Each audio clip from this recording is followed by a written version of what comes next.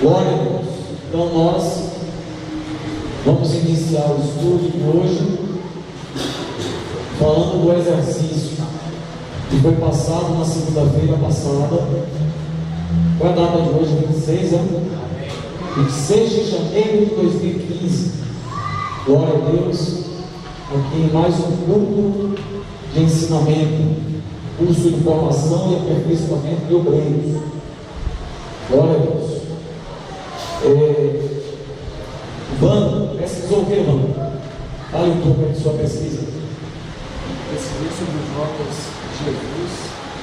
Os nomes de Jesus em cada livro do Velho Testamento, da Bíblia, Novo. O que é que tem aí? Vai falando aí.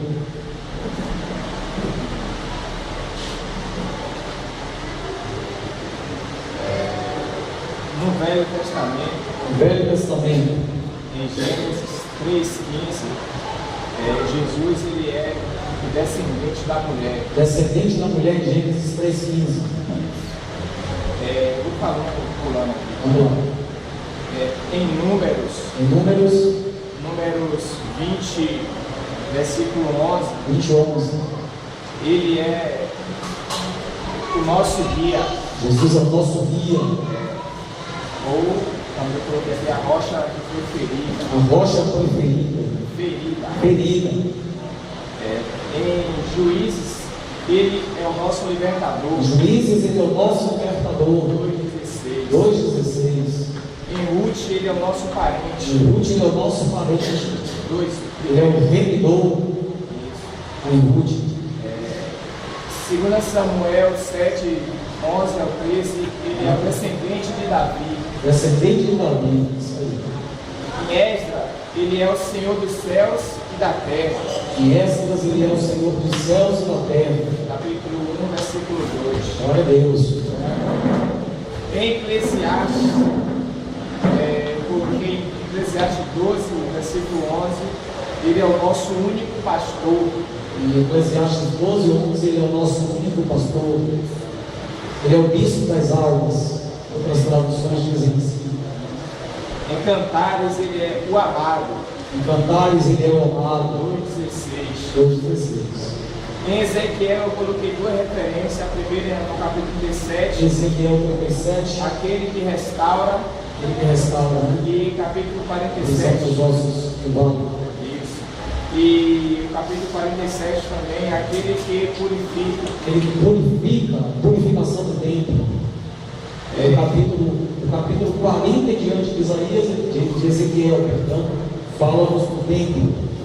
Vai lá. Daniel, no capítulo 7, versículo 14, ele é o Rei Eterno. Daniel 7,14, ele é o Rei Eterno. Daniel tem uma visão do Senhor na glória, sentado no trono, debaixo do trono, descia uma cachoeira de fogo. Aleluia, que maravilha, né?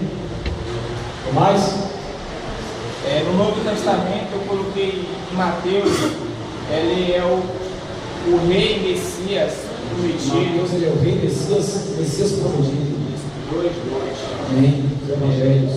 Em Lucas 19:10, ele é o Filho do Homem. Glória a Deus. Lucas 19:10, o Filho do Homem. Romanos capítulo 8:33, aquele que nos justifica. Romanos 8:33, aquele que nos justifica. Isso. 2 Coríntios 12:9, a graça de Deus. 2 Coríntios 12:9, ele é a graça de Deus. Filipenses, ele é aquele que nos fortalece. Ele que nos fortalece em Filipenses. 1 Timóteo 2,5, o único mediador. O único mediador entre Deus e os homens. Também está lá na carta de Paulo aos Hebreus. Tito 2,11, ele é a graça salvadora de todos os Glória a homens. Deus. Hebreus, ele é autor e consumador da fé. Glória a Deus. 1 Pedro, a pedra principal, 2,7. Retangular, esquina. Em Judas, único dominador e Senhor, 1,4. Glória a Deus. Em Apocalipse, ele é o rei dos reis e Senhor dos senhores. Amém? Deus abençoe. Fernando, precisou ver, Fernando? O nome de Deus está. Os títulos de Deus, né? Nomes. Vai lá. Javé, o alto é respeito. Javé, ou Jeová, ou Yehová. São Elohim, forte. o alto existente. Elohim, o quê? Elohim, forte. Forte. Eolá, Deus eterno. Sim, vai lá. El Shaddai, todo-poderoso. Vai lá. El Elyon, Deus altíssimo. Adonai, Senhor soberano. Jeová, o Senhor governar. Jeová, o Senhor governar. Amém. Jeová, Shalom, o Senhor é a paz. Amém. Jeová, Silequeno, o Senhor é nosso justiça. Se daqui, no discípulo temor, o Senhor é nossa justiça. Jeová, Shalom, o Senhor está presente. Está presente, é presente. Ou Jeová Samar. Também está certo. Chamar, com H no final, ou Samar. O que mais? Jeová, Sabaoth, Semaó. De Semaó. o Senhor dos exércitos. Segundo dos exércitos. Bom. Gibô, valente poderoso. Como é? Gibô, Gibou. valente poderoso. Esse Gibou, quem está escrevendo, o hebraico, transliterando para a gente, com dois B. Amém? Um G de K e com dois B. Gibou. Aleluia. Valente. Com dois B de bola. Gibou.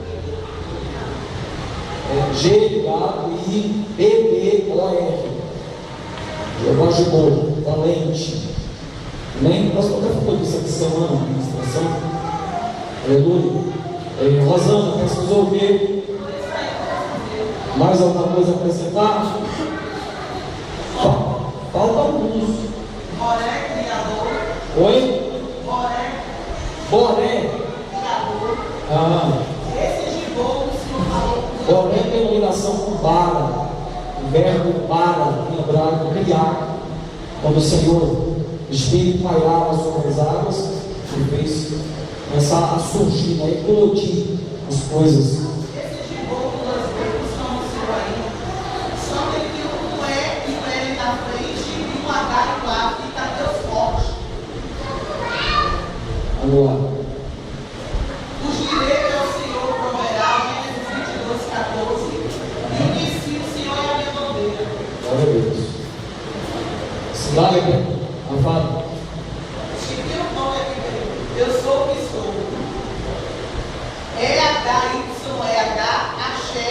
Aí é o chamado tetragrama. Os testemunhos de Jeová se mordem nisso. Os testemunhos de Jeová tem um livro, eu tenho um livro em casa, Poderá Viver para Sempre no Paraíso na Terra.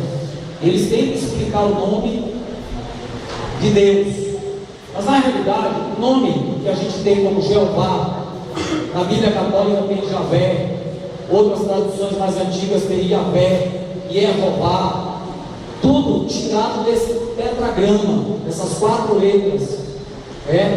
Só que, transliterando, trazendo ali o original, aquelas 4 letras que está ali, não tem consoantes. Para a nossa língua, português, para o inglês, qualquer outra língua, não tem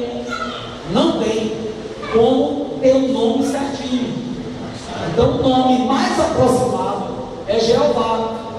Então no pé da letra mesmo nós não sabemos o nome. E assim foi escrito no princípio, para se cumprir o mandamento, né, de não tomar o nome do Senhor em vão. Então os rabinos hebreus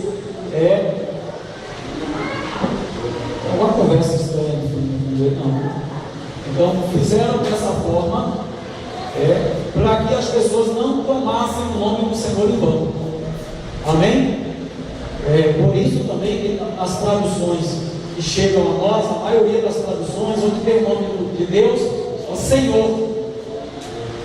Isso acaba criando uma confusão. Senhor. Para que também, isso foi um cuidado que os estudiosos antigos tiveram, para que as pessoas não ficassem tomando o nome de Deus em vão. Isso acabou criando uma confusão.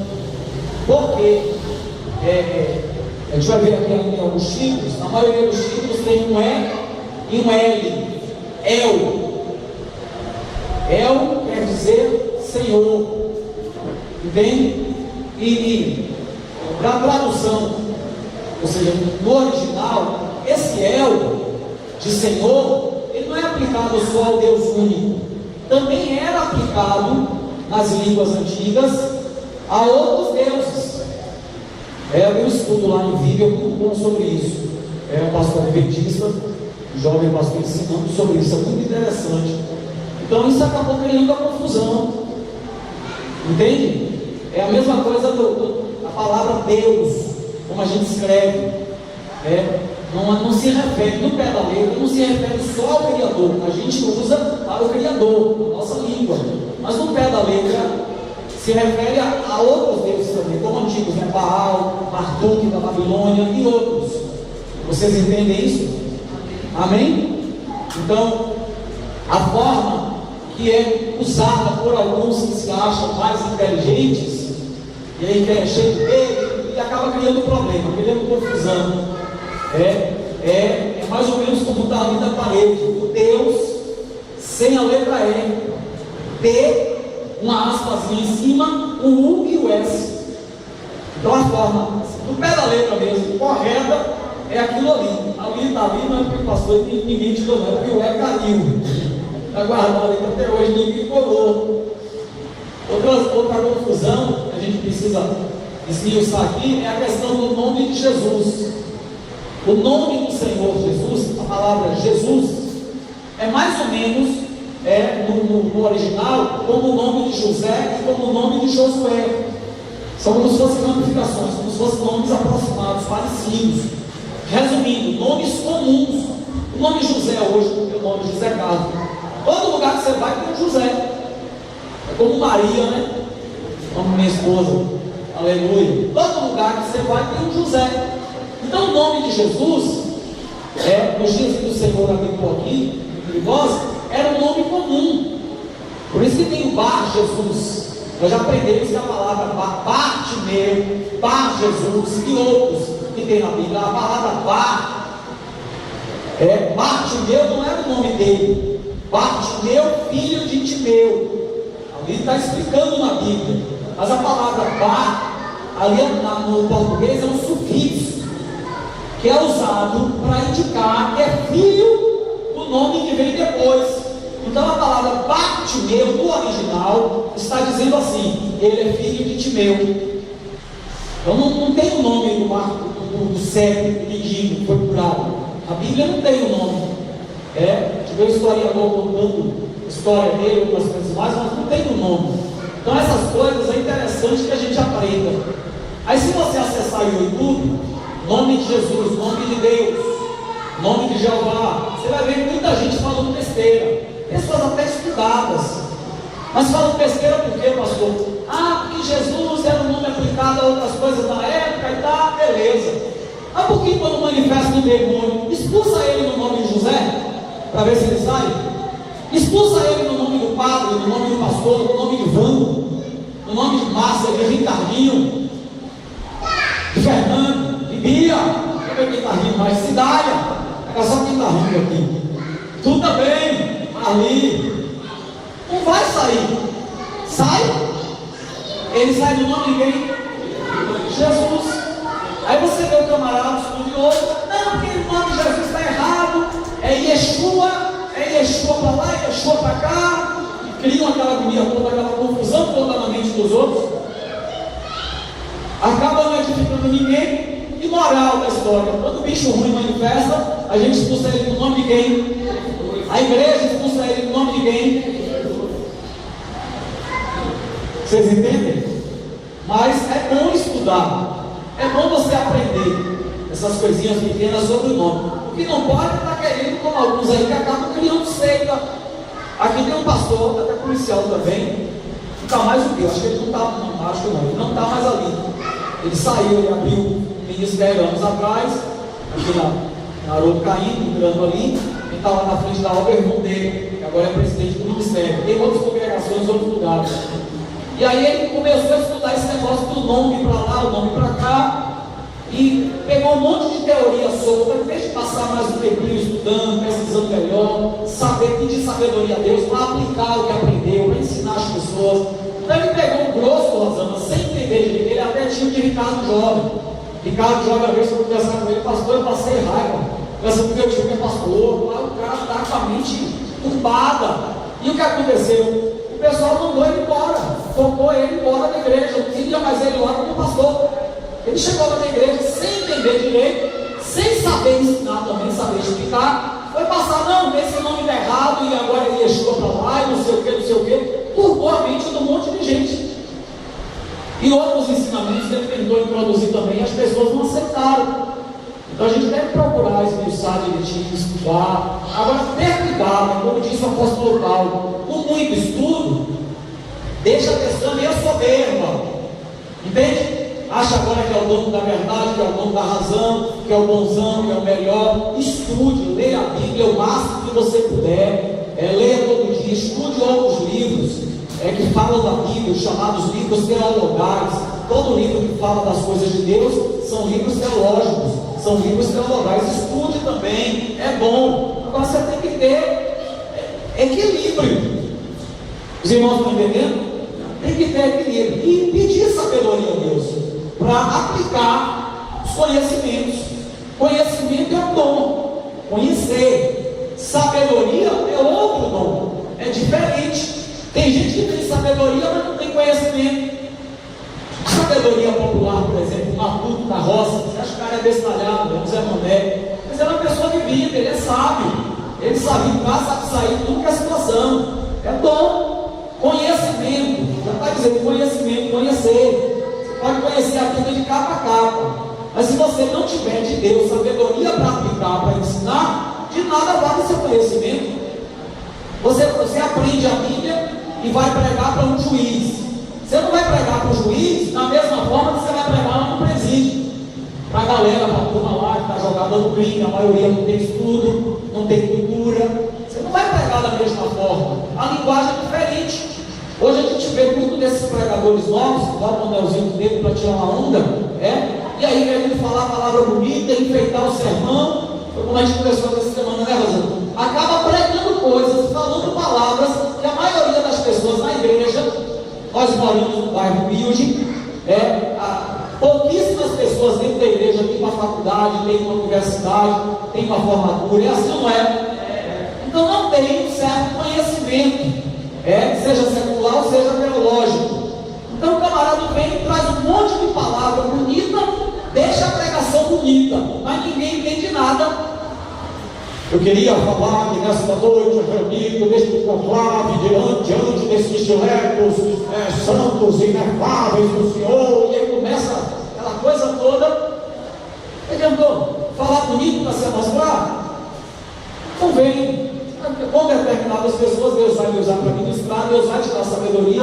Se é para falar bonito lá, você vai falar bonito lá. Mas tem que falar as coisas de Deus da forma que as pessoas entendam. Os irmãos estão entendendo isso? Amém, igreja? Mas é importante que a gente aprenda assim, que a gente estude.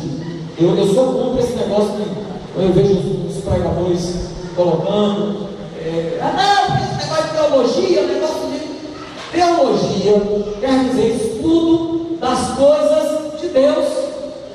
Como é que eu, pastor, não vou orientar as pessoas a estudarem as coisas de Deus? A gente está estudando as coisas de quem aqui? É da mecânica, é da física, é da química. A gente está estudando as coisas de quê? De Deus. O que a gente está fazendo aqui hoje é teologia. Tel, com H, né? TH, Tel, Deus, em grego. Logia, estudo. Juntou os dois, estudo de Deus, estudo das coisas de Deus. Agora tem o Ricardo Jovem está fazendo um curso teológico. É bom, faça sim, Deus te abençoe, para ocupar. Outros que já congregaram aqui também, que a gente orientou, vai lá, faça. Agora tem que ter cuidado com o curso, onde você vai fazer e o que vai ser ensinado lá. Você fazer com os bereanos, ir para a Bíblia, para ver se está direitinho dentro da Bíblia o que estão ensinando lá. Amém, gente? Mas estudar é interessante sim, principalmente estudar a Bíblia em casa. Amém? Muito bom. Em vez de passar 3 horas no Facebook, passe meia hora e passe 2h30 na Bíblia. Daqui para o final do ano você vai ver o resultado. Aleluia. Amém? Vamos ver o que a Cidália conseguiu extrair na pesquisa dela. Já falou não? Ninguém leu o seu papel? Fofoqueiro, né? Contaram a pesquisa da irmã, não é? O pastor vai comer essa. Me ajude, viu? Então vamos lá, vamos acrescentar mais alguma coisa aí? Tem algumas coisinhas aqui, antigas, guardadas. Títulos de Jeová, títulos de Deus. Jeová Pentaberel, é o nome do ministério aqui do bispo Edson, né? Aleluia. Pentaberel, Jeová Pentaberel, é o Deus que fala. Deuteronômio 5:24. Jeová é o Roi. É um ministério da pastora Áurea, se não me engano, lá de Cajazeiro. Tem um de Cachoeira também, de um bispo, que tem esse nome do ministério deles. É o Roi. O Deus que tudo vê. Em Gênesis 16, versículo 13. Jeová Jiré, o Senhor proverá. Gênesis 22, 13 e 14. Jeová Rafá, o Senhor que saras, o Senhor que cura. Êxodo 15 e 26. Jeová Nissi, o Senhor é minha bandeira. Êxodo 17, 15. Jeová Shalom, o Senhor é paz. Juízes 6, 24. Miqueias 5, 5. Jeová Roi, aleluia, R-O-H-I, o Senhor é meu pastor. Salmo 23, versículo 1. Jeová Sidequenu, o Senhor justiça nossa, o Senhor é a nossa justiça. Aleluia. Jeremias 23, 6. Jeremias 33, 16. Jeová Chamar, com H no final, ou Jeová Samar, é o mesmo. O Senhor é presente, quer dizer, o Senhor está aqui. Aleluia. Ezequiel 48, 35. Jeová Sebaó, aleluia, que é com TH no final, Sebaó, TH. O Senhor dos exércitos, Romanos 9, 29. Jeová Migdashim, o Senhor santifica, aleluia. 1 Tessalonicenses 5, 23. El Elyon, quer dizer Deus Altíssimo. Elohim, foi o que o Senhor Jesus bradou na cruz. Elohim, Elohim, lama sabachthani. Elohim, quer dizer Deus meu, lá em Mateus 27. Emmanuel, Deus conosco, Deus em nosso meio, Deus aqui na terra, forma humana. Isaías 7,14, Mateus 1,23. El Shaddai, esse aqui eu fico devendo para vocês, que eu não anotei a referência. Elolam, Deus eterno. Elohim, Deus forte, como o irmão já falou, e os outros, os irmãos já citaram. Amém, gente? Sempre que o pastor passar aquela pesquisa aqui santa, abençoada, para fazer em casa, por favor, faça. Vocês vão estar fazendo, por favor, a vocês mesmos. Vamos, antes de entrar na apostila, apresentar os nossos irmãos que estão conosco. A irmã Neia e o irmão Edivan. Isso aqui não é Edivan não, meu irmão. Ele escreveu em línguas estranhas, né? Mas está tão cheio de poder. Até para escrever o nome do visitante é língua estranha. Se não for em língua estranha, é em letra estranha. Amém? Edivan, Deus abençoe, amém? O irmão dele aqui, se eu não me engano, quarta, né? Essa quarta foi. Sentou ali perto de Fábio. Deus abençoe, amém? Sejam bem-vindos. Abram suas Bíblias em Hebreus capítulo 8. Vamos estudar um pouquinho mais sobre personagens bíblicos que simbolizam o Senhor Jesus.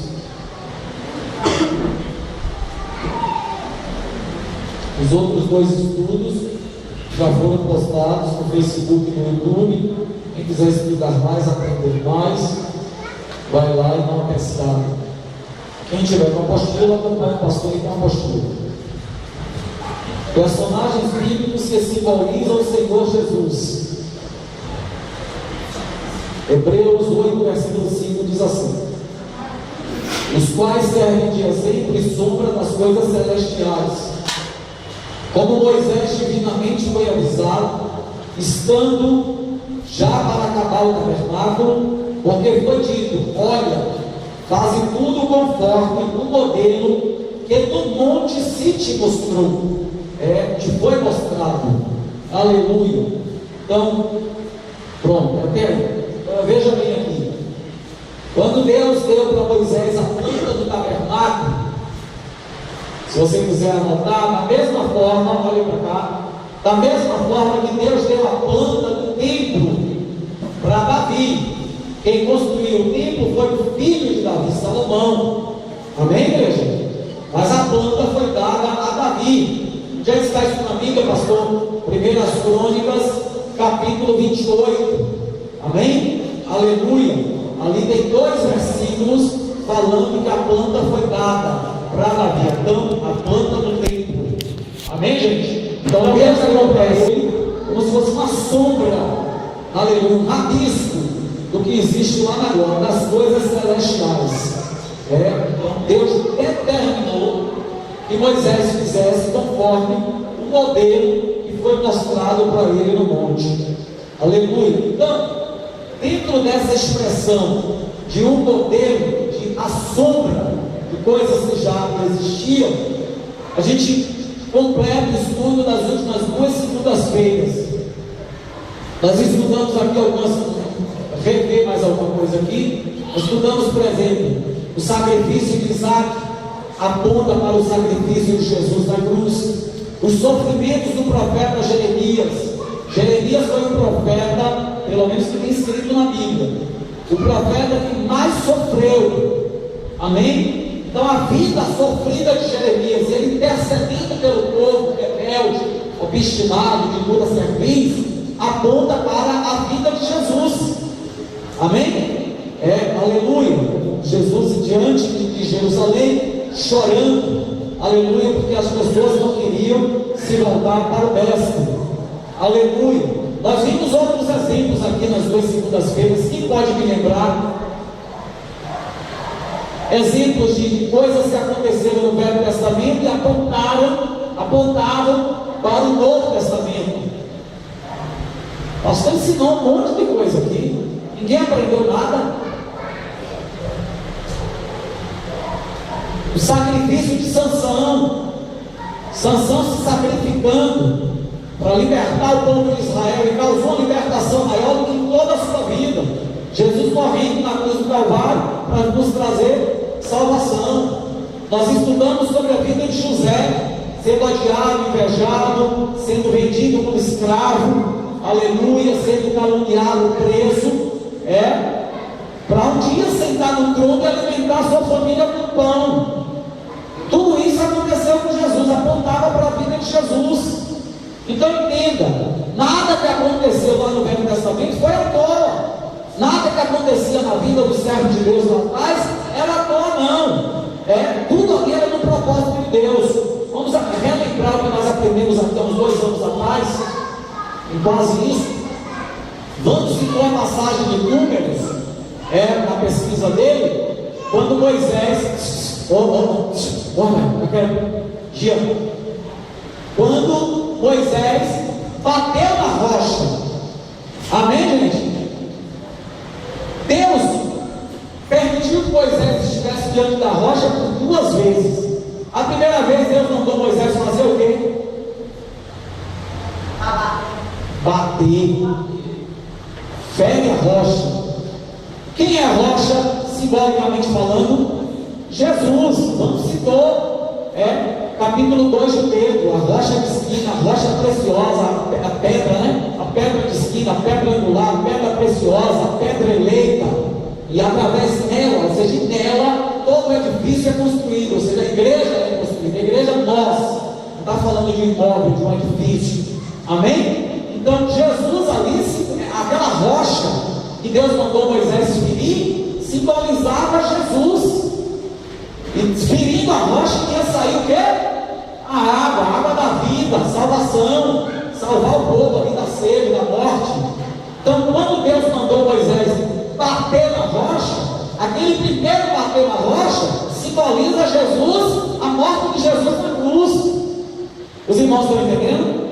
Quando na segunda etapa, que lá no deserto novamente está Moisés diante da rocha, e Deus manda Moisés falar com a rocha, não era mais para bater, porque aquele bater na rocha simbolizava a morte, a crucificação de Cristo. Olha a madeira na mão de Moisés, madeiro. Os irmãos estão entendendo? Aleluia. Então simbolizava aquilo ali. Moisés não podia bater uma segunda vez na rocha, porque Jesus não iria ser crucificado 2 vezes, não iria morrer 2 vezes, não iria sofrer 2 vezes, era uma vez só. A segunda vez era para ele falar, estava simbolizando a ressurreição de Cristo. Moisés ficou irado por causa do povo cabeça dura, povo rebelde, povo teimoso. Moisés se irou, se irritou, como diz o irmão baiano, e bateu na rocha. Quem perdeu? Moisés, que desobedeceu. Os irmãos estão entendendo?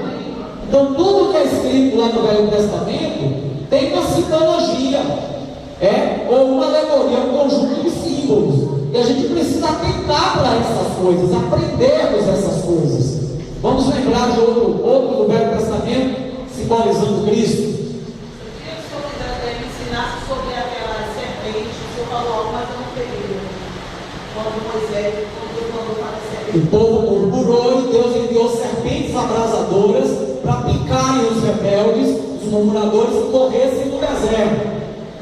Aí Deus manda Moisés, isso aqui é forte, vamos aprender? Vamos aprender direitinho aqui, presta bem atenção. Deus mandou Moisés fazer uma serpente de bronze e colocá-la numa haste pendurada, e até o símbolo hoje da medicina, é um símbolo de cura. A serpente ali naquele caso simboliza a vitalidade pura, não propriamente engano, traição. Mas veja aqui, Deus mandou que Moisés fizesse uma serpente, pendurasse ali no madeiro, numa haste, e colocasse no alto, para que todo aquele que foi picado pela serpente no deserto, mirasse, olhasse para aquela serpente elevada, todo aquele que olhasse, se voltasse para ela, seria curado. Então aquilo ali simboliza o que? Nós nesse deserto aqui nesse mundo, sendo picado por Satanás, amém? Pelo pecado, pelas coisas que não agradam a Deus, e todos aqueles que se voltarem para o Senhor na cruz, não o Senhor na cruz, uma igreja vizinha faz. Os irmãos estão entendendo? Aleluia. Todo aquele que crer no Senhor, que se voltar no Senhor, vai ser salvo. Da mesma forma que aquele povo, olhando aquela serpente, cujo nome era Neustan. Anote aí quem gosta de curiosidade.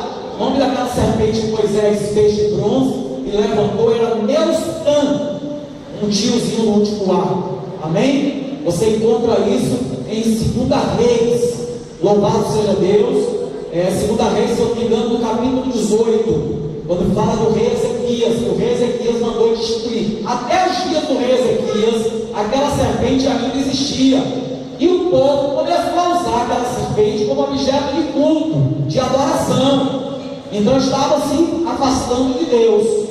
Agora vamos aprender uma curiosidade aqui. Os 10 mandamentos. Vamos começar pelos 10 mandamentos. Os 3 primeiros mandamentos falam contra fazer imagem de escultura, adorar imagem de escultura e se prostrar diante da imagem de escultura. Sim ou não? Tem alguém aí? Sim ou não? Vai dar um nozinho, mas você vai entender. Como é que Deus mandou Moisés fazer? Porque ali não deixa de ser imagem de escultura. E aí, Rosana? Se Deus já tinha dado a lei para Moisés, não era fazer aquele tipo de coisa. Deus estaria voltando atrás da sua palavra? Não. Mas Ele queria usar aquilo ali para apontar para Jesus hoje. Não é para a gente estar mirando cruz nenhuma, nem ninguém pendurado em cruz, nem cobra, nem gente, nem nada simbolizando Jesus. Os irmãos estão entendendo? Vou dar outra coisa aqui para vocês pesquisarem em casa. Vamos dar uma bombardeada aqui, ó. Se não pode ter mais cultura, não pode adorar mais cultura, não pode servir mais cultura, o que é que tinha em cima do propiciatório da arca, aquela arca feita de ouro, que ficava no tabernáculo, no Santo dos Santos? O que é que tinha em cima da arca? Duas imagens de ouro, escultura. E aí? O que é que tinha entalhado nas portas do tabernáculo, nas cortinas, bem como dentro nas paredes? Flores, amêndoas, imagens de querubins, entalhados na madeira ou esculpidos no ouro, ou pintados nas cortinas do tabernáculo e do templo. E aí agora o católico banha você com esse versículo da Bíblia, o católico que tenha conhecimento, que a maioria infelizmente não tem.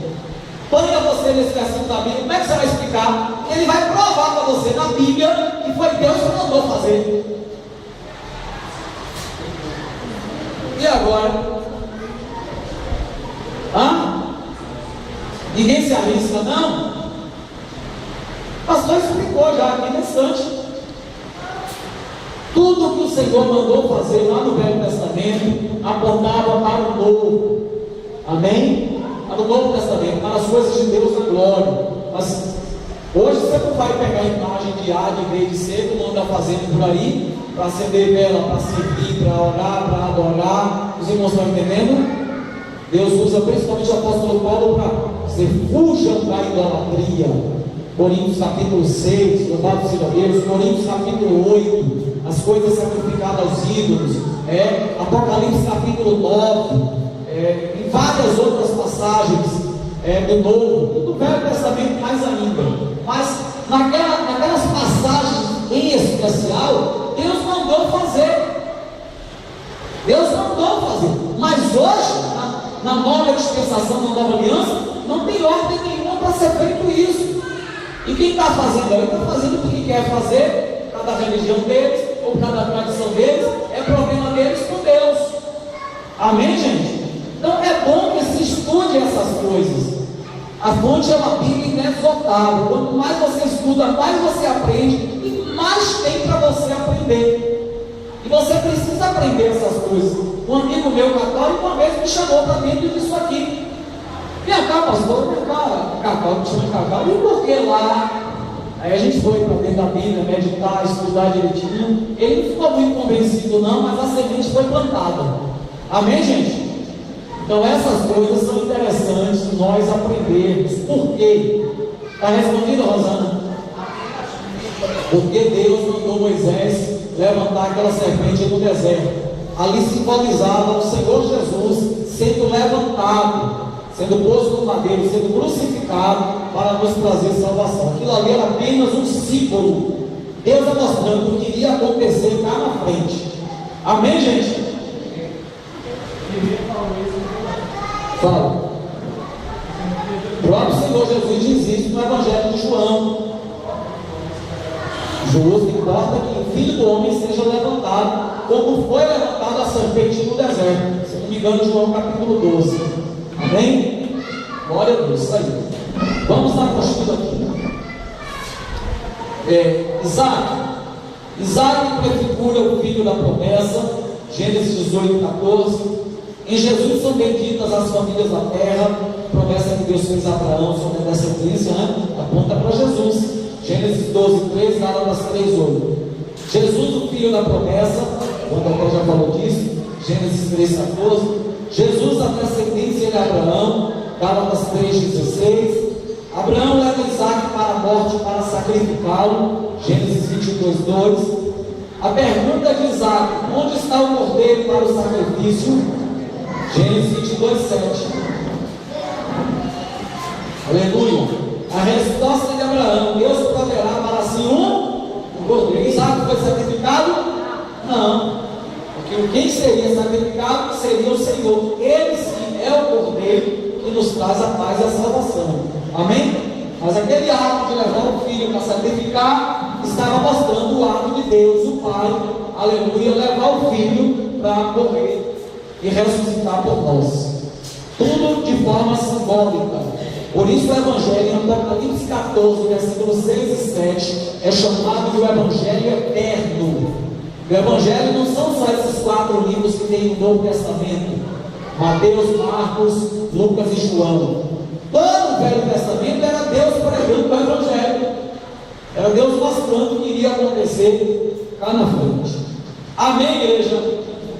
Um dos atributos de Deus, quem está com a apostila aí, quem está do lado pega a carona, quem deixou a apostila em casa, complica, né? Um dos atributos de Deus que mais me chama a atenção é com certeza sua capacidade de visualizar as coisas futuras, ou seja, sua onisciência. De fato, é estimulante averiguar que profecias se cumprem à risca na Bíblia Sagrada. Muito estimulante ver isso, né? Aleluia. Ó, vou dar uma pausazinha aqui. Vou ler de novo. De fato, é estimulante averiguar, pesquisar, né? Que profecias se cumprem à risca na Bíblia Sagrada. Você vê algo profetizado numa parte da Bíblia, já vê lá na frente se cumprindo. Se isso é gostoso da gente estudar na Bíblia, imagine ver isso acontecer na vida da gente, ou na vida de alguém que está perto da gente. Você vê Deus usando vaso, falar que algo vai acontecer na vida daquela pessoa, e de repente, dias, meses ou anos depois, aquilo acontece. Eu fico feliz, eu fico maravilhado de ver a presença de Deus no meio da gente, sendo manifestada, sendo manifesta em nosso meio com essa forma também. Amém, igreja? Neste estudo veremos algumas personagens bíblicas que falavam muito sutilmente da pessoa de Jesus, aquele que todos os profetas esperavam ver. Quando entramos nas páginas sagradas, estamos na verdade mergulhando num rio de revelações divinas, que os olhos naturais não podem perceber a beleza e a grandeza das verdades do céu.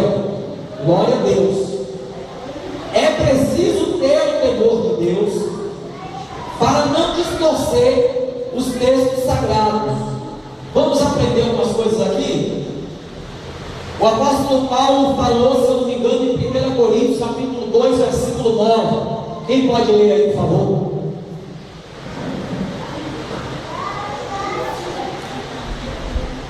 Paulo falou que está escrito lá em Isaías.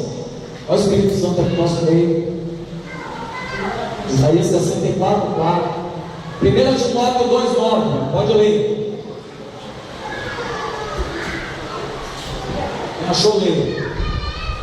Mas como está escrito, as coisas que o olho não viu, e o ouvido não ouviu, não subiram ao coração do homem. As coisas que o olho não viu, que o ouvido não ouviu, e que não subiu ao coração do homem, sim, são as que Deus preparou para os que o amam. São as que Deus preparou para os que o amam. E vai lá.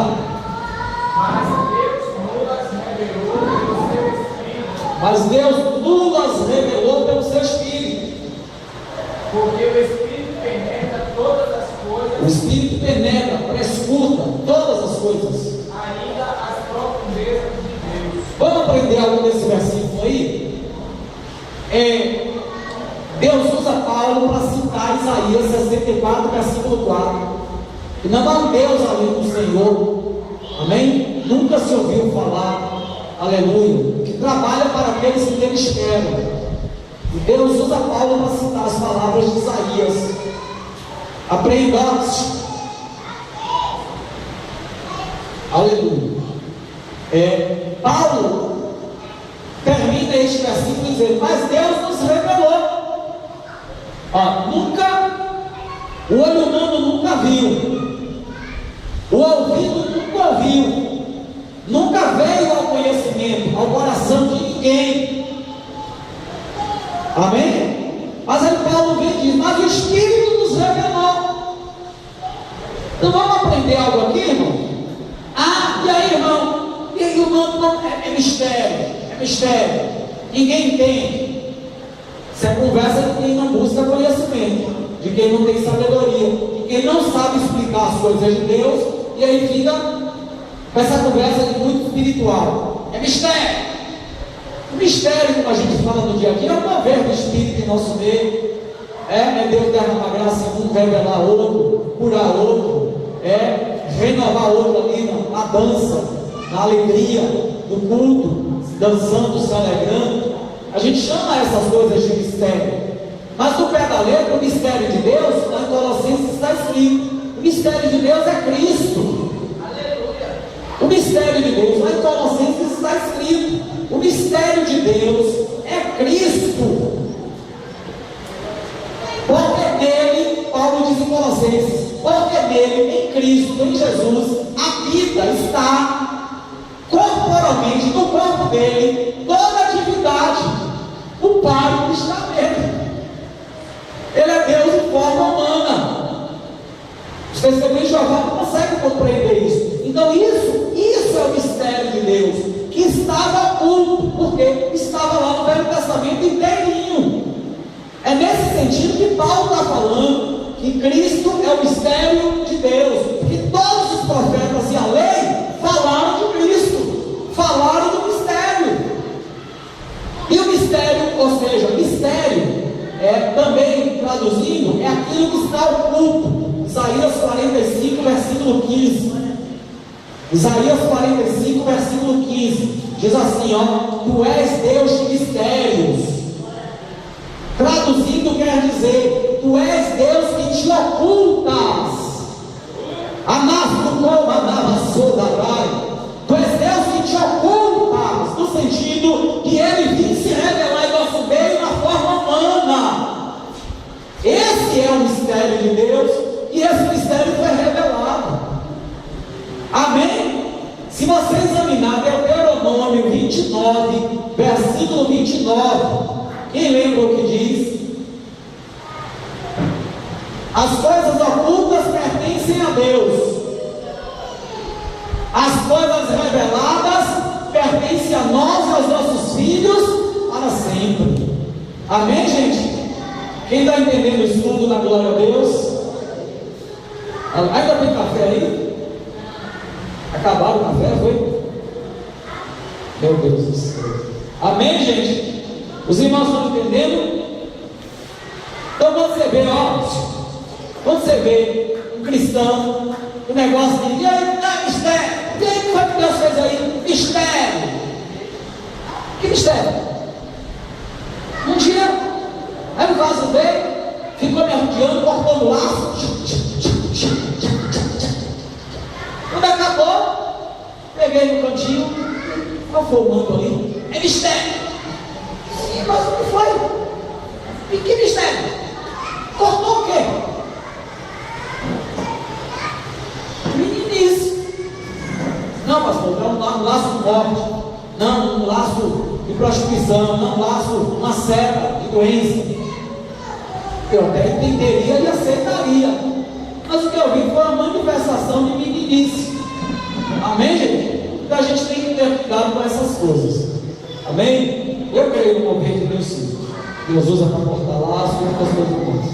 Eu não tenho paciência. Vamos aqui.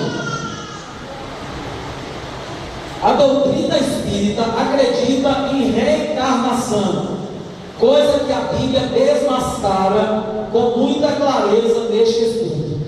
Algumas figuras bíblicas que representam o Senhor Jesus, poderemos compreender o cuidado de Deus em nos revelar o seu Filho amado, para que, quando Ele viesse, nós pudéssemos afirmar com toda a convicção que de fato era Ele quem estávamos esperando. Muitos dizem que Jesus era Adão, depois veio como Moisés e foi reencarnado em outros personagens bíblicos. Claro que essa doutrina não passa de engano do diabo, para fazer com que muitos se percam. Jesus veio na plenitude dos tempos, diz o os textos sagrados. Logo ele veio uma só vez, e nesta morreu para nos dar a vida eterna. Ou seja, Adão foi Adão, Moisés foi Moisés, e Cristo é e sempre será o Senhor.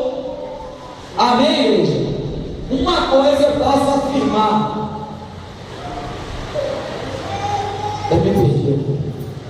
Uma coisa eu posso afirmar, que a Bíblia nos mostra algo do Cristo em personagens reais do Velho Testamento. É o que nós estamos estudando. Bem como em Isaac, filho de Abraão. É sabido que Abraão não podia ter filhos, nem sua esposa Sara.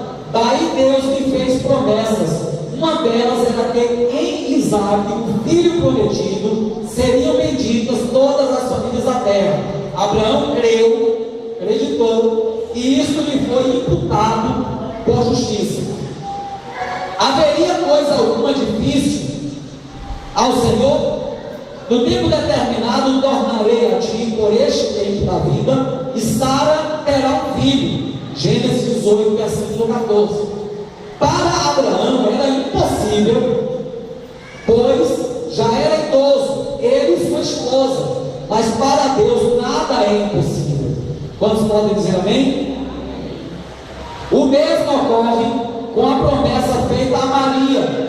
O anjo anuncia o nascimento de Jesus, mas ela era virgem, não conhecia o matrimônio ainda, mas a virgem conceberia mesmo assim, porque para Deus tudo é possível. Eis aí um ponto em comum com Isaac e o Cristo, uma semelhança. Mas isso não quer dizer que Isaac era Jesus, simbolizava. Sabemos que Deus ordena Abraão sacrificar seu filho no Monte Moriá, tudo para provar sua fé.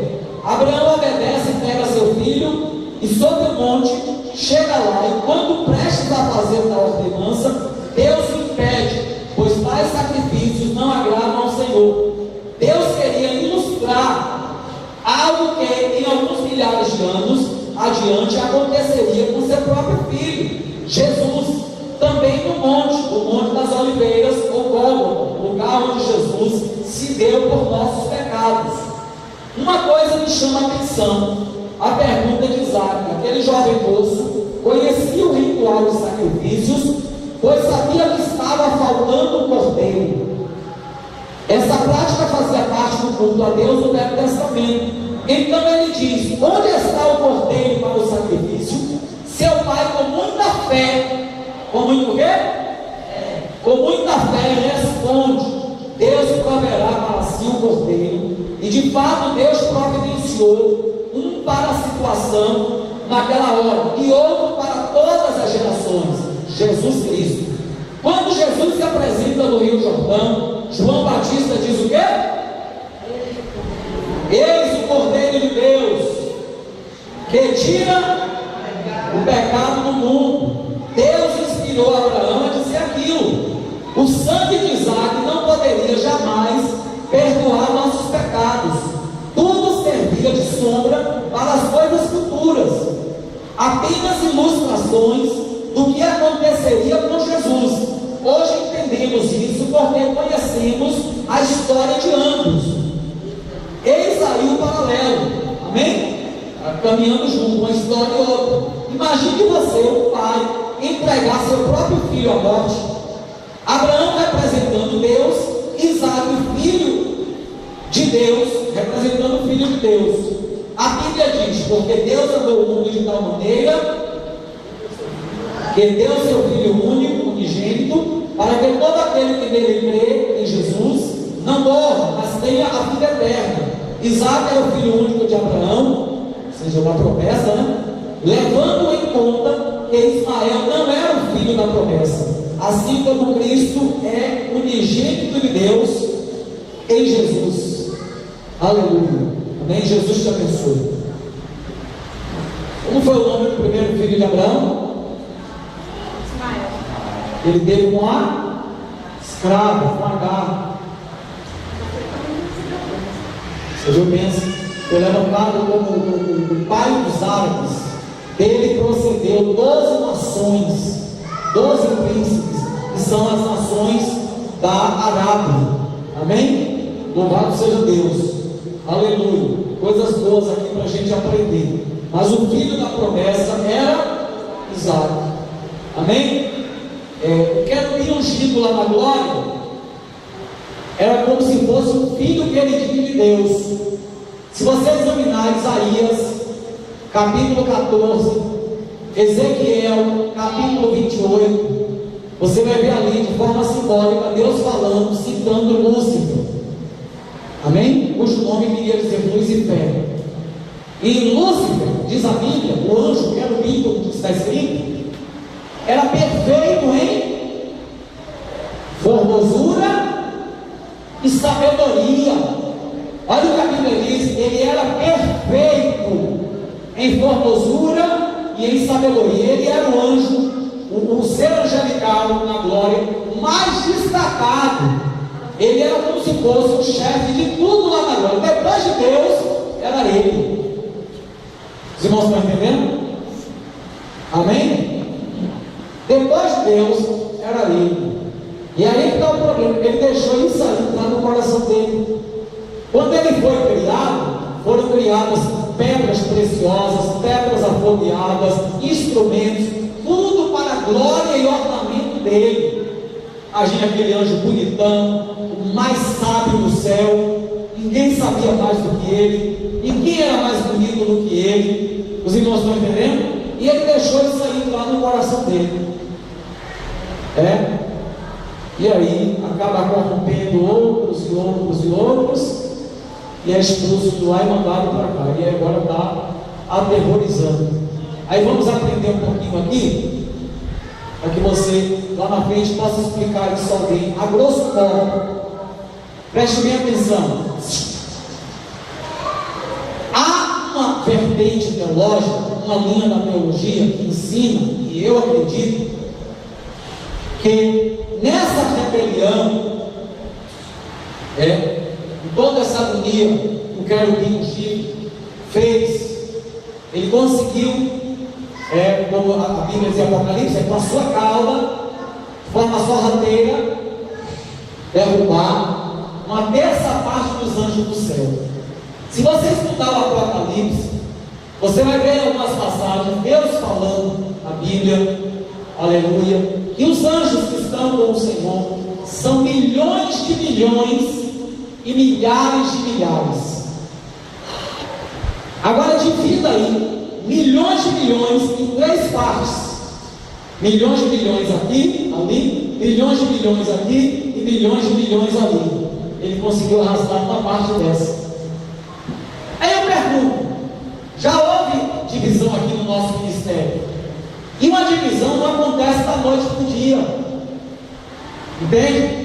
Uma divisão nasce no coração de alguém que quer ser igual a A, B, C, igual ao pastor, igual a outro, que inveja, ou eu queria ter o que ele tem, eu queria ser usado como ela é, como ele é. Entende? Começa a cobiçar aquilo que Deus deu para a gente, e de repente o inimigo entra no meio, como a serpente foi lá que vai dar teu papo com Eva, já larga a profecia: eis que vou te levantar, eis que vou te tirar. Aí a pessoa não busca discernimento para saber se aquilo realmente é um plano de Deus, e se deixa levar por uma revelação, um sonho, uma profecia, e ele vai com o tempinho trabalhando na mente de outros.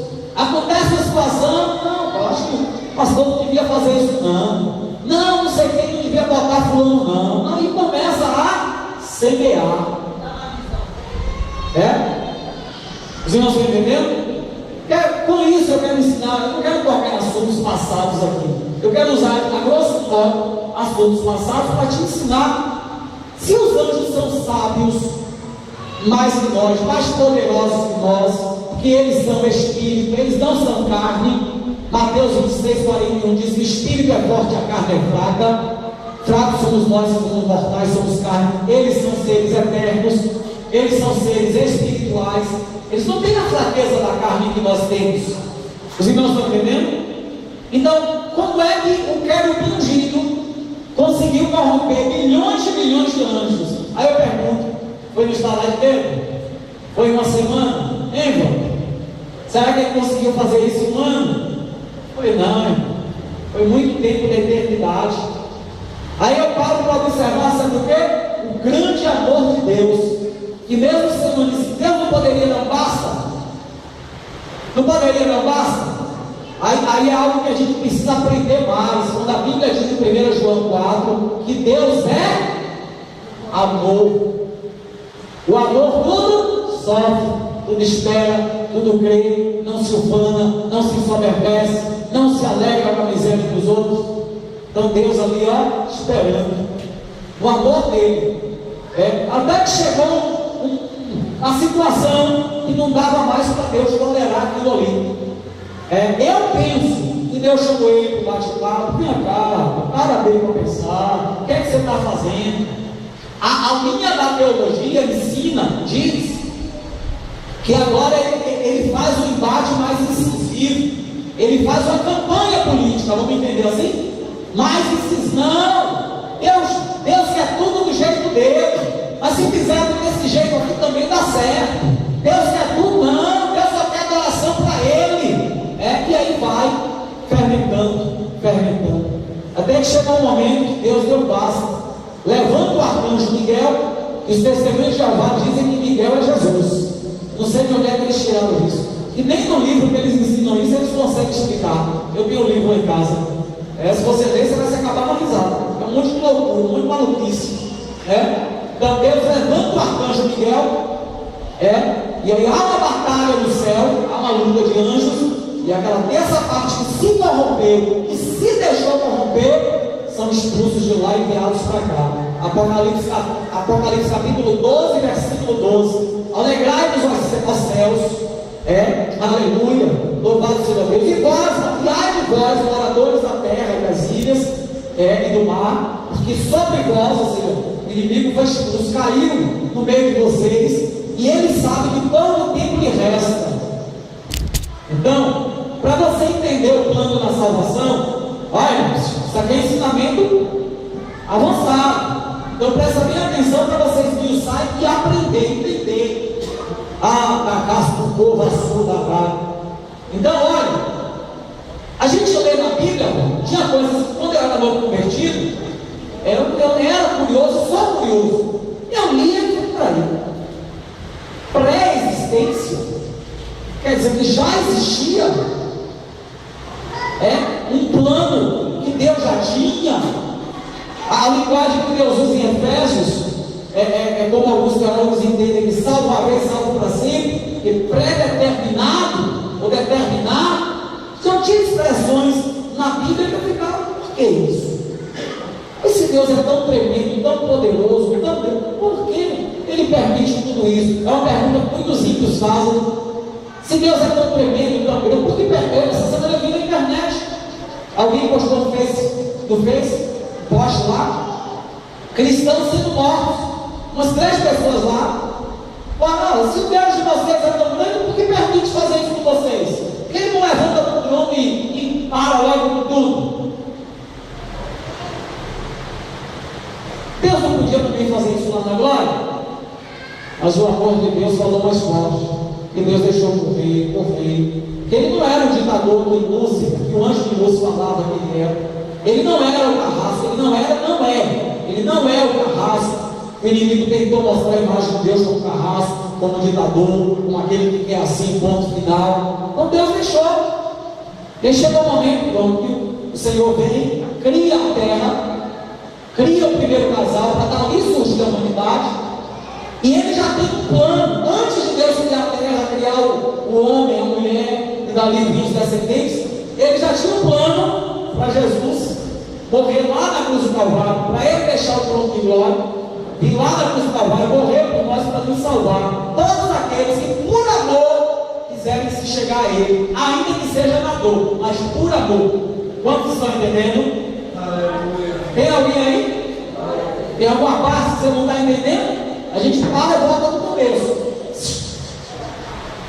Então, olha, sabe outra expressão na Bíblia que me chama a atenção, dentro do que o pastor está ensinando aqui para vocês? Sabe o que é, irmão? Quando a Bíblia diz que nós estamos com esperança que tem espectadores nos assistindo, tanto os anjos do bem como os anjos do mal estão nos assistindo.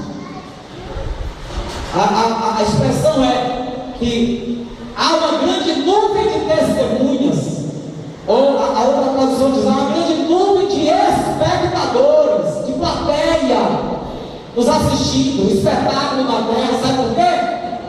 Deus fez assim para Lúcifer, é o que a linha da teologia ensina. Aprenda.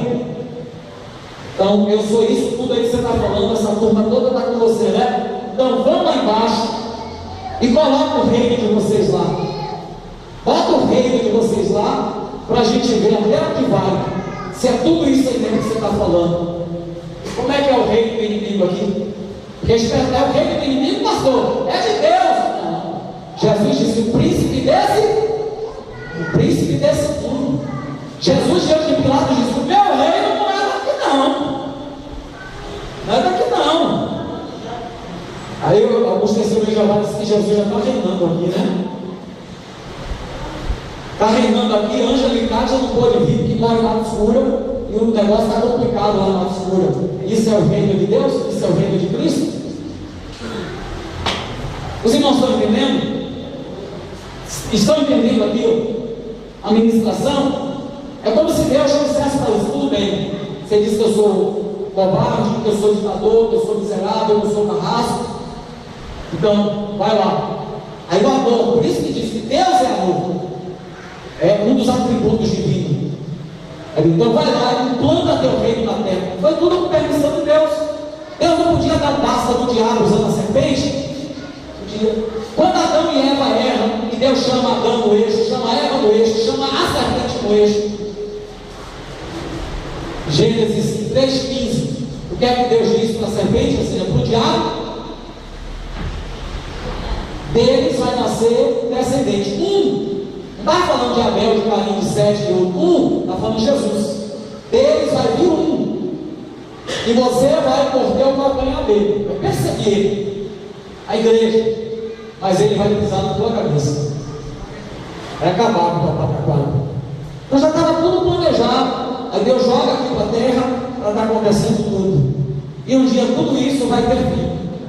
Agora tem uma outra coisa muito interessante na Bíblia, no livro de Zacarias. Deixa eu achar aqui para mostrar, para a gente fechar aqui com essa parte hoje, tá bom? Abra a sua Bíblia em Zacarias. Deixa eu ver se eu acho aqui. Deus nos ajudando, a gente acha tudo, né? Zacarias. Meu Deus, sobre o jumento, o olho direito ferido, fala do anticristo, o Senhor será ver. Abra a Bíblia em Zacarias capítulo 13. Obrigado, Senhor.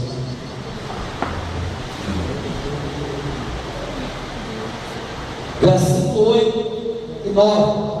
Quem pode ler em alta voz?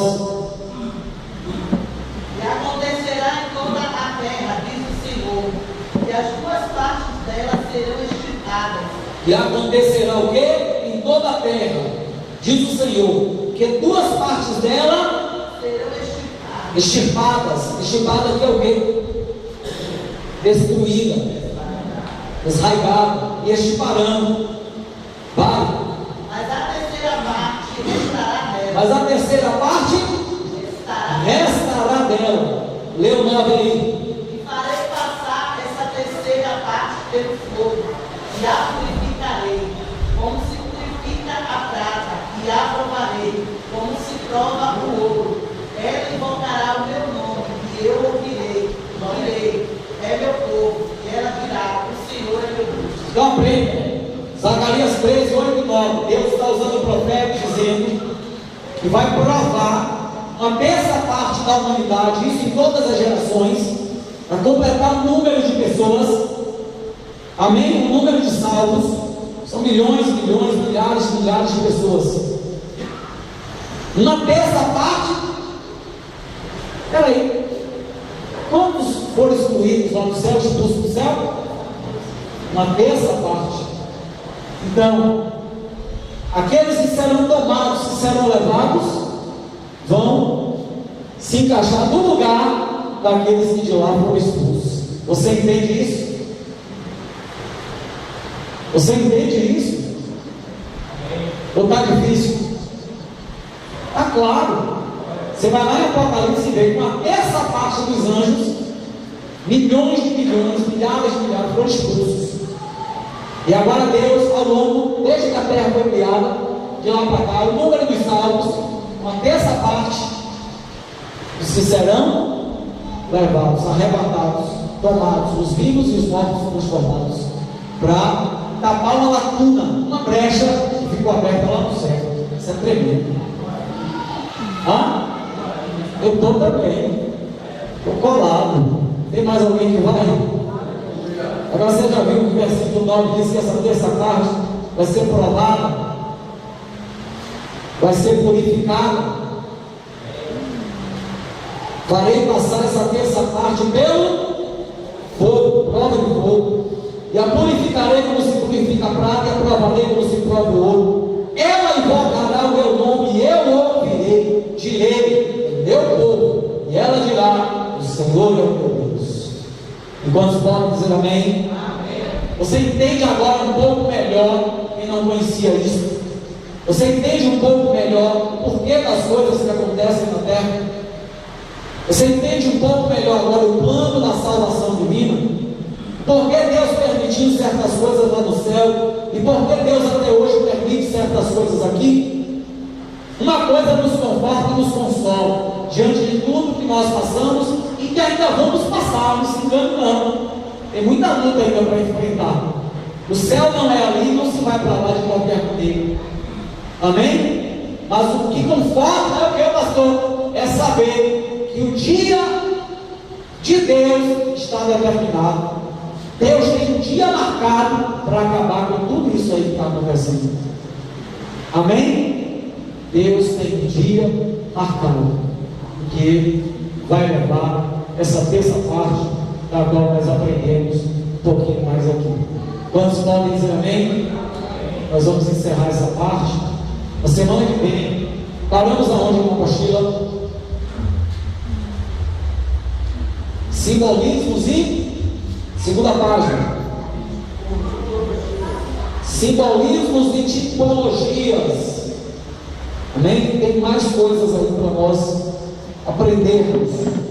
Amém? Principalmente da página 4 em diante.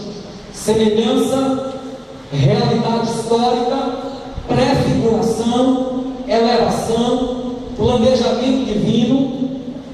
Aí vem: em que consiste um símbolo? Quais princípios aplicamos na interpretação de símbolos? Escute aqui, uma ferramenta boa. Na página 6, 7.2, lá embaixo. Quais princípios aplicamos na interpretação de símbolos? Em que consiste um símbolo? Quem aqui já teve uma visão de Deus? Uma visão mesmo, não é um sonho, uma visão. Ou de olho fechado ou de olho aberto. Deus te mostrou algo. Levanta a mão aí para ver. Você entendeu a visão? Entendeu? Quantos aqui já tiveram sonhos proféticos?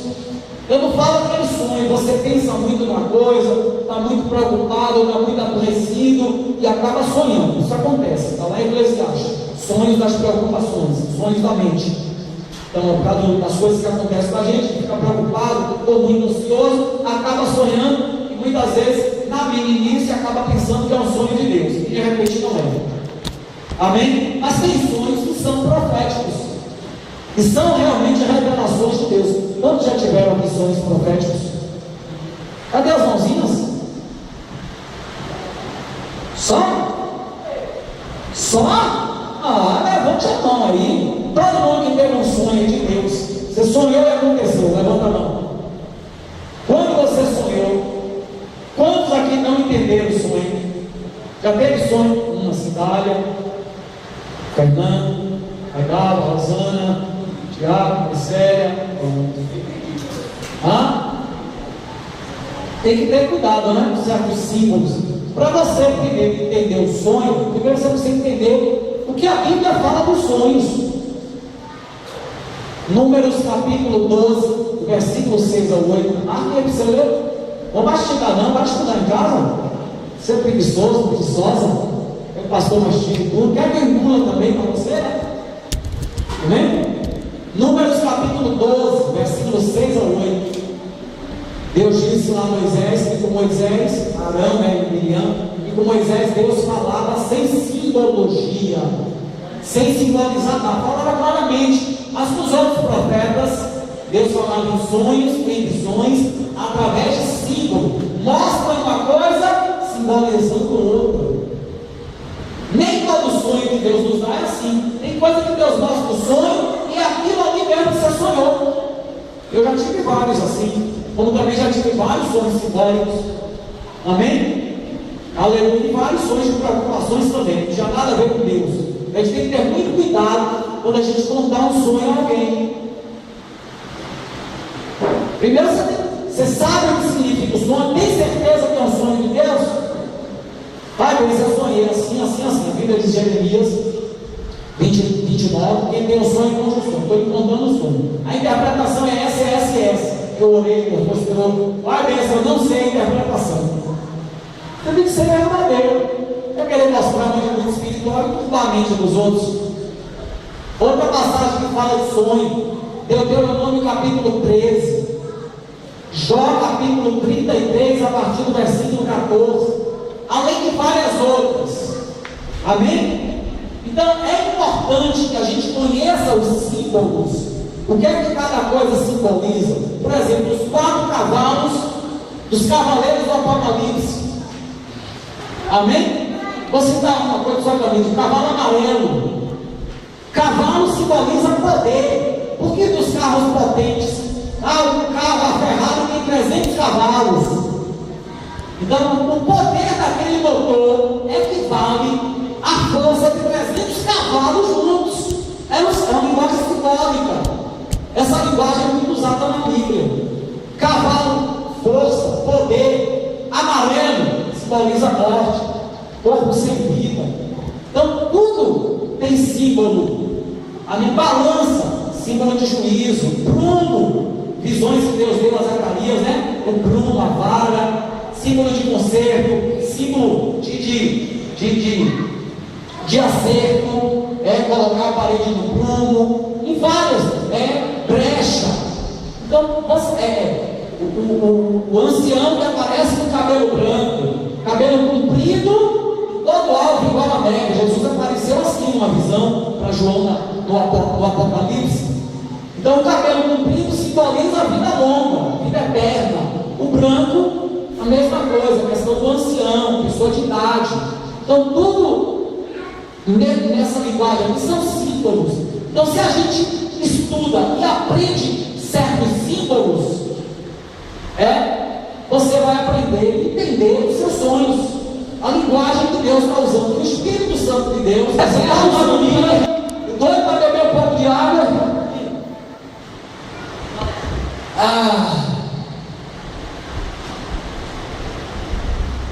Alma sedenta, Salmo 42, se eu não me engano, né? A alma sedenta, sede de quê? Sede de vingança, sede de justiça, sede de vitória. Beijo, é um gesto de carinho, mas também foi usado como símbolo de traição, e por aí vai. Então, você sonhou. Eu costumo fazer assim: eu pego o caderno e anoto o sonho e vou prestando atenção em cada palavra, o que é que cada símbolo, o que é que cada palavra ali, o que é que cada coisa que tinha no sonho, o tamanho, a cor, o lugar, o que é que aquilo significa. Então você vai aprender. Amém, gente? Então é importante que se aprenda, aleluia, quem tem essa curiosidade, que aprenda sobre o significado de símbolos. Amém? Quantos podem dizer amém? Amém. Nós estamos falando aqui mais uns minutos. Me deram alguma ideia de símbolo e o que significa o símbolo? Digamos que você sonha com uma tocha, um candeeiro, uma lanterna, você andando e aquela lanterna, aquele candeeiro iluminando o seu caminho, e você se saindo do buraco, de um espinho, de alguma coisa, isso simbolizaria o quê? A luz de Deus guiando você. Diga um outro exemplo de símbolo. Você está ministrando aqui na frente, está vendo o irmão aí, o irmão ali. O irmão trabalhou o dia todo, está cansado, está doido para só acabar lá no culto. Amém? Aleluia. Outra coisa aí.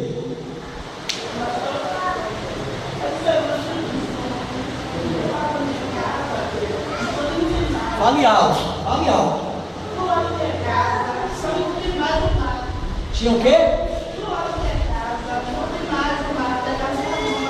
Não tinha mais um lado. Não tem.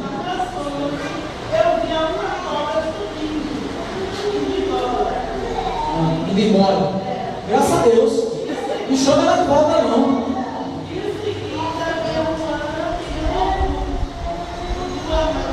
Sim.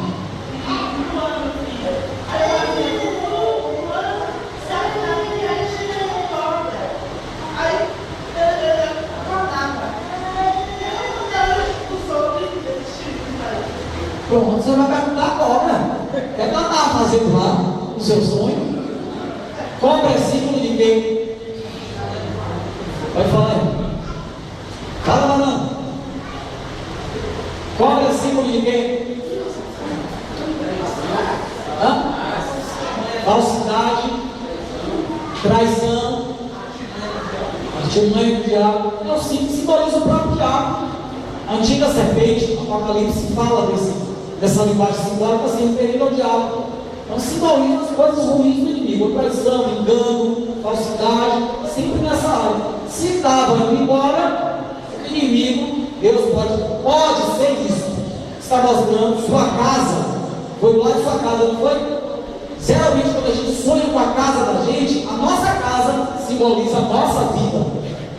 É a nossa vida espiritual. O diabo pode estar lhe deixando em paz em uma determinada área. E a sua preocupação é você chamar seu filho, seu parente, amém? Para que não fosse atingido.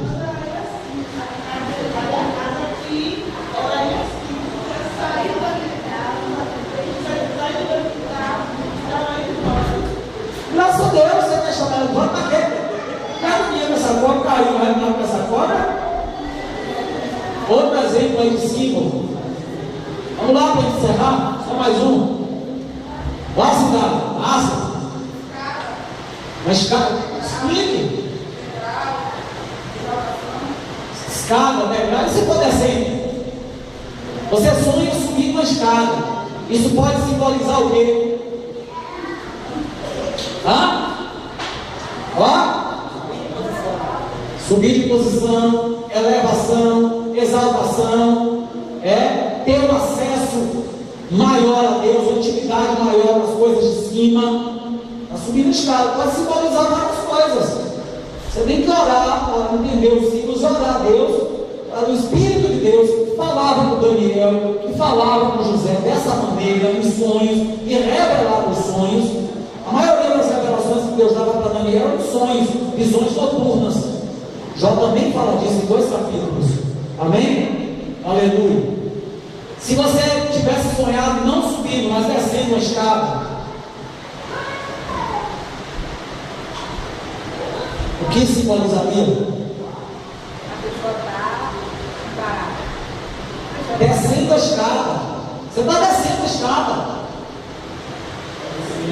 Você tem que analisar como é que está seu rosto no sonho. Você está chorando? Você está feliz? Você está sofrendo? Tudo isso tem a ver com a linguagem do sonho, na linguagem simbólica. Se você está descendo tranquilo em paz, você está descendo, digamos, descendo no joelho, descendo na presença, descendo na intimidade, seria um sonho bom. Você está descendo mais triste. Você pode ser, se subir bem exaltado, vai ver que vai ser humilhado, descendo de costas. Então você tem que analisar cada detalhe do sonho, da visão.